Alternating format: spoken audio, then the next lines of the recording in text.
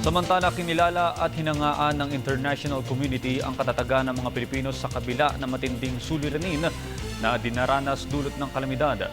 Nagpahayag din ang palasyo ng pagsang-ayon sa mga paghanga ng mga dayuhan sa atin. Para sa detalye, balita mo kami Julius Disamboron.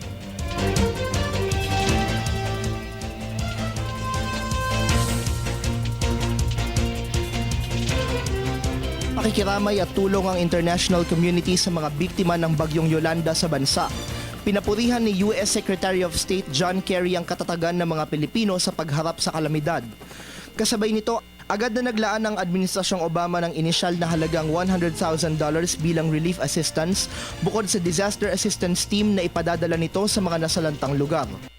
Nagpaabot ng tulong ang Australia. Ayon sa Australian Ministry of Foreign Affairs, magbibigay ito ng halagang $366,000 o katumbas ng higit 15 milyong piso. Kasama rin sa mga ipagkakaloob ng Australian government ang emergency family kits na may lamang sleeping mats, kumot, kulambo at mga timba na ipaabot nito sa Philippine Red Cross. $124,000 o higit 5 milyong piso naman ang ayudang magmumula sa New Zealand.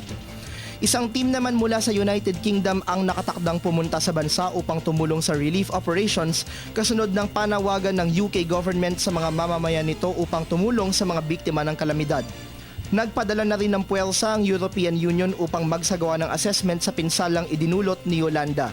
Posible rin itong maglaan ng bahagi ng 42.7 million euros na relief funds nito para sa Pilipinas. Sa isang press briefing naman sa NDRRMC nitong Sabado, sinabi ni Pangulong Aquino na handang magkaloob ang Israel ng tulong sa pamamagitan ng pagpapadala ng rescue teams at humanitarian missions. Para sa Telebisyon ng Bayan, Benj Bondo.